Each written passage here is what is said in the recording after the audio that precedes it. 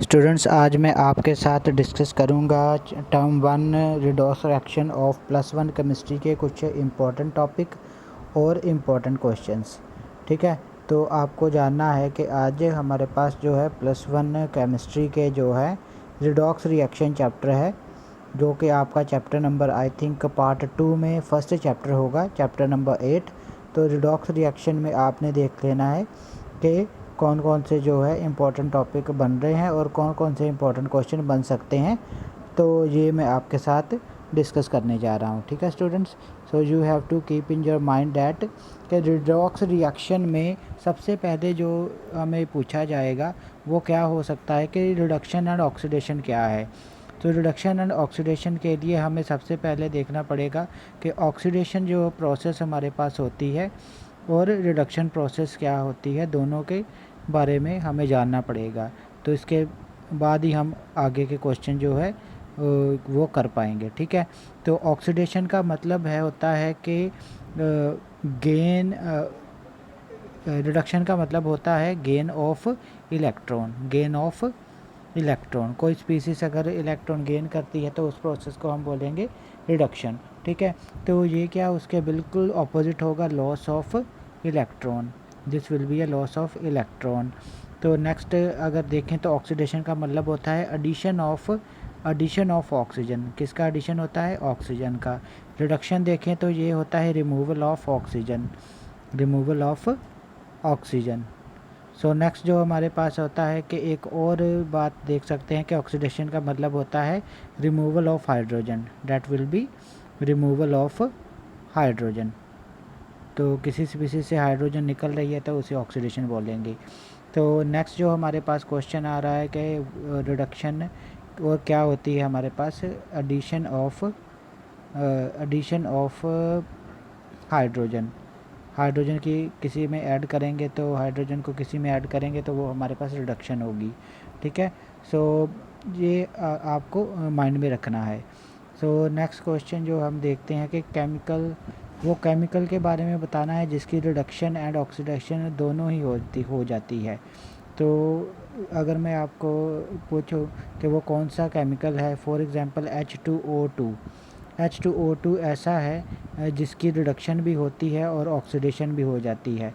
So H2O2 is one of the chemical. इसे बोलते हैं हाइड्रोजन पेरोक्साइड। इस केमिकल को क्या बोलते हैं? हाइड्रोजन पर ऑक्साइड। सो हाइड्रोजन पर ऑक्साइड जो है इसकी ऑक्सीडेशन होती है और रिडक्शन भी हो जाती है। सो इसकी रिडक्शन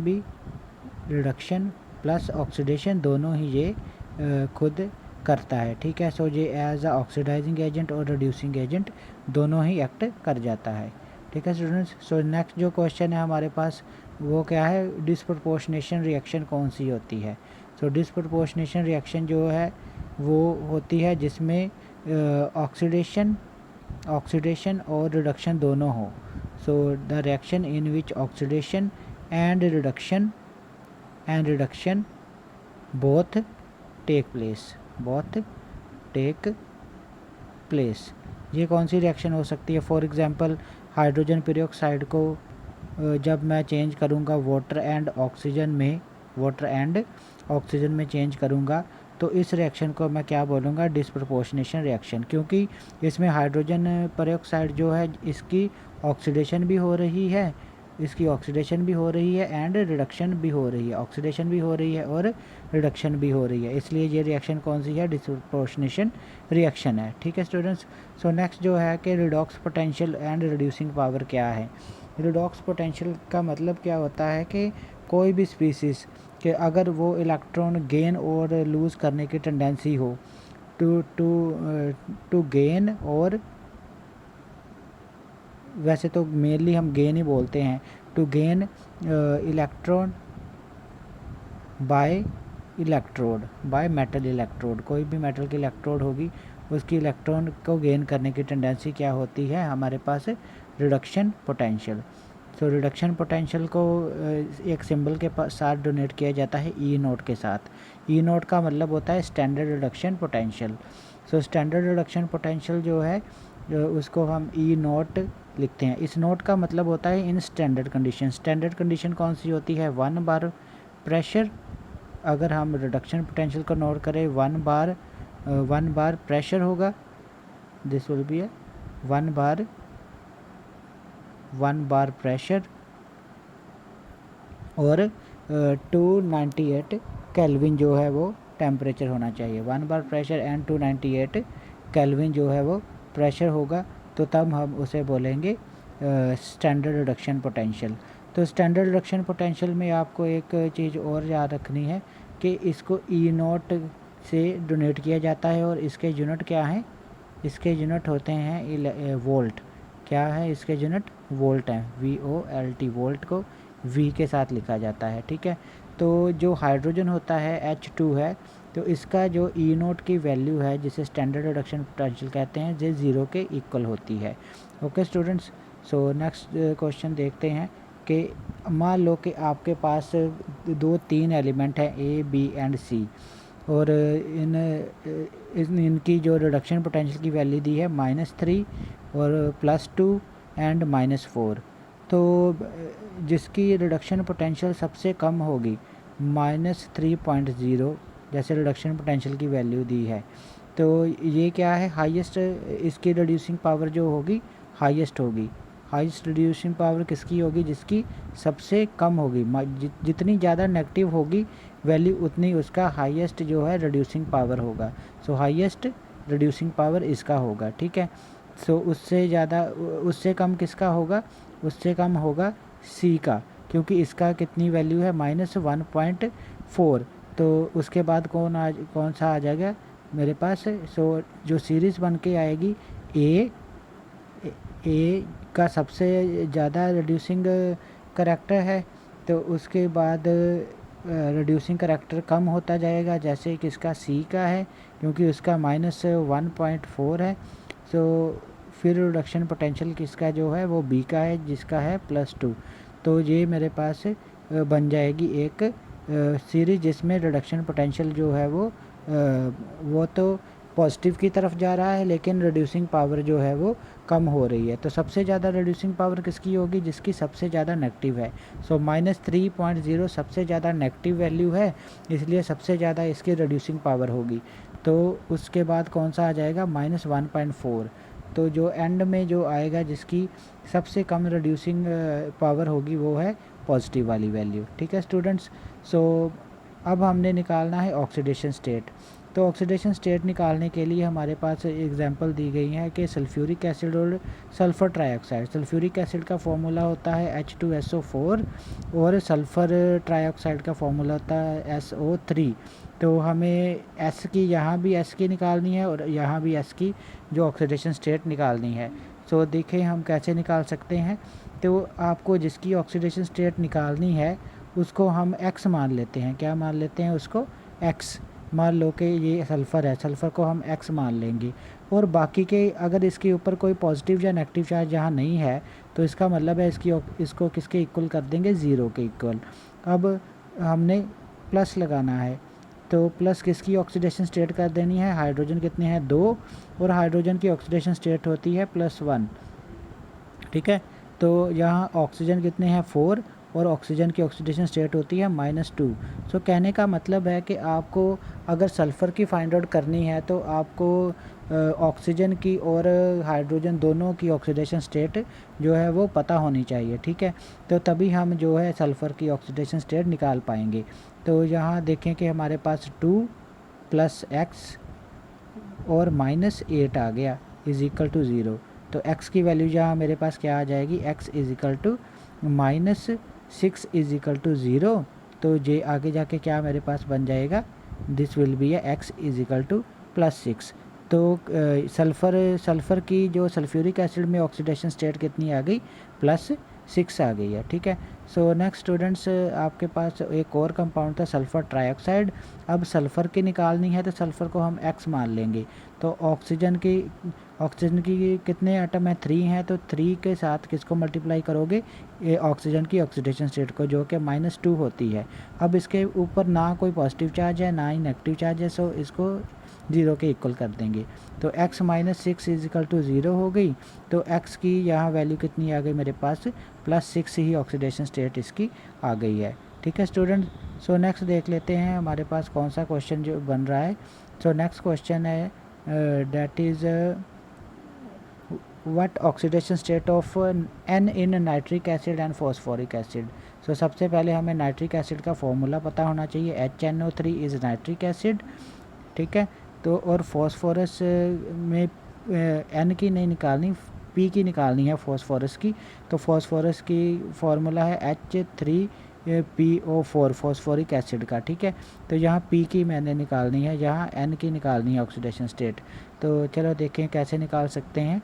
तो HNO3 के ऊपर भी कोई पॉजिटिव या नेगेटिव चार्ज यहाँ है नहीं है, तो इसको भी किसके इक्वल कर देंगे, इसको ज़ीरो के इक्वल कर देंगे। ठीक है। और हाइड्रोजन की हमें ऑलरेडी पता है कि 1 होती है, +1 होती है। और जिसकी निकालनी है हमने नाइट्रोजन की निकालनी है, उसको x ले लेंगे और प्लस कर देंगे ऑक्सीडेशन। कितने ऑक्सीजन है मेरे पास, 3, और इसकी ऑक्सीडेशन को साथ में मल्टीप्लाई कर देंगे। कितनी ऑक्सीजन की ऑक्सीडेशन स्टेट होती है, -2 होती है।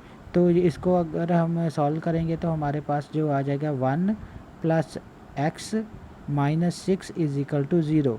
तो x - 5 इज इक्वल टू 0 और x की वैल्यू मेरे पास आ जाएगी +5। So +5 is the oxidation state of nitrogen here. ठीक है। सो अगर फॉस्फोरिक एसिड की देखें, फॉस्फोरिक एसिड है H3PO4। यहाँ फॉस्फोरस की निकालनी है, तो फॉस्फोरस की निकालने के लिए इसको x मान लेंगे। और हाइड्रोजन कितने हैं मेरे पास, 3, और 3 आ जाएगा क्योंकि ऑक्सीजन स्टेट जो है हाइड्रोजन की वो कितनी होती है, +1 ही होती है। तो 3 को +1 के साथ मल्टीप्लाई करेंगे तो 3 आ जाएगा। सो नेक्स्ट कर लेते हैं 4 ऑक्सीजन है और ऑक्सीडेशन स्टेट ऑक्सीजन की -2 होती है, और कोई भी पॉजिटिव या नेगेटिव चार्ज नहीं है, इसलिए इसको 0 के इक्वल कर देंगे। तो मेरे पास आएगा 3 + x - 8 इज इक्वल टू 0, और x की वैल्यू जो आ जाएगी मेरे पास +5 आ जाएगी। तो सो फॉस्फोरस की कितनी होगी ऑक्सीडेशन स्टेट, +5 आ गई है। तो क्या ऐसे और निकाल सकते हो, you can try more from your book. Okay students. So next जो है मेरे पास क्वेश्चन बन रहा है कि ये कौन सा एलिमेंट है जिसकी ऑक्सीडेशन स्टेट हमेशा नेगेटिव ऑक्सीडेशन स्टेट होती है, क्योंकि ऑक्सीडेशन स्टेट पॉजिटिव भी हो सकती है, नेगेटिव भी हो सकती है, और ज़ीरो भी हो सकती है। तो इसमें देखो कि ये फ्लोरीन है, F है, जो जिसकी ऑक्सीडेशन स्टेट हमेशा नेगेटिव ही होती है। Okay students. सो नेक्स्ट देखना है हमने ऑक्सीडेशन स्टेट किन किन की निकालनी है। We have to find the oxidation state of Au मतलब gold, silver Ag silver, H2 hydrogen, Cl chlorine. ठीक है। तो ये यहाँ मिस्टेक से लिखा गया है, अकेला आपको क्लोरीन की ही निकालनी है, Cl2 की ही निकालनी है। ठीक है स्टूडेंट्स।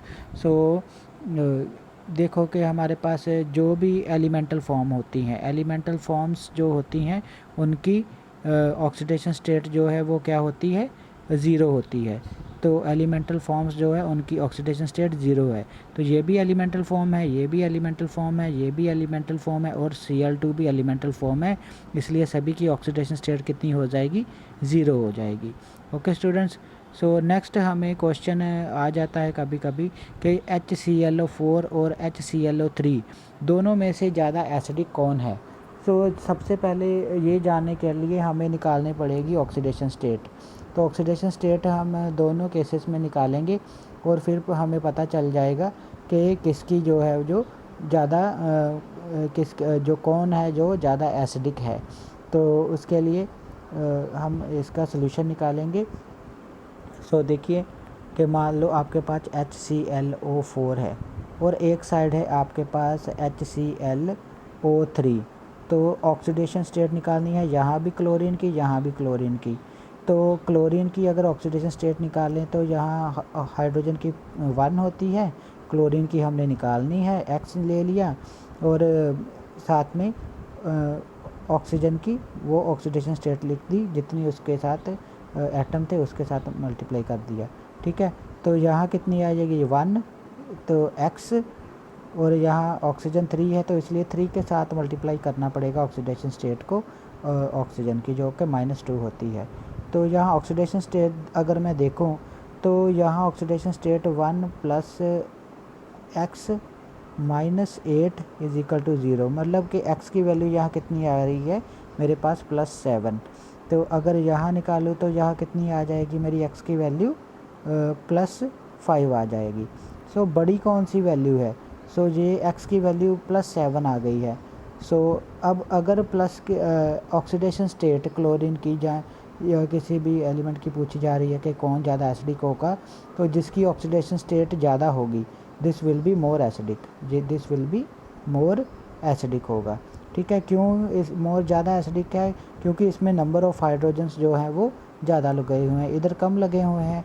सो आपको ये याद रखना है कि जिधर नंबर ऑफ़ ऑक्सीजन जो ज़्यादा लिखे हुए हैं, यहाँ 4 है, ठीक है, HClO4 में, तो उसकी ऑक्सीडेशन स्टेट भी जो है वो ज़्यादा आएगी। ठीक है, तो इसका मतलब है कि ये ज़्यादा एसिडिक होगा, this will be more acidic, तो ये वाला कम होगा। ठीक है, HClO3 जो है वो कम होगा। ओके स्टूडेंट्स, सो नेक्स्ट हम देख लेते हैं, हमारे पास जो आ गया ऑक्सीडेशन स्टेट हमने निकालनी है किसकी? निकल की।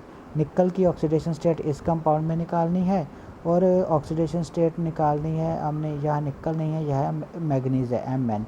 मैग्नीज की हमने निकालनी है oxidation state in this compound. ठीक है, तो हमने निकल की निकालनी है और मैग्नीज की निकालनी है ऑक्सीडेशन स्टेट, मतलब कि इनको क्या मानेंगे? x मानेंगे, इसको भी क्या मानेंगे? x मानेंगे। सो आपको एक चीज़ और बता दूं कि यहाँ मान लो कि जिसके साथ ये वाला ग्रुप लगा हो, this group is called carbonyl, this group is called carbonyl.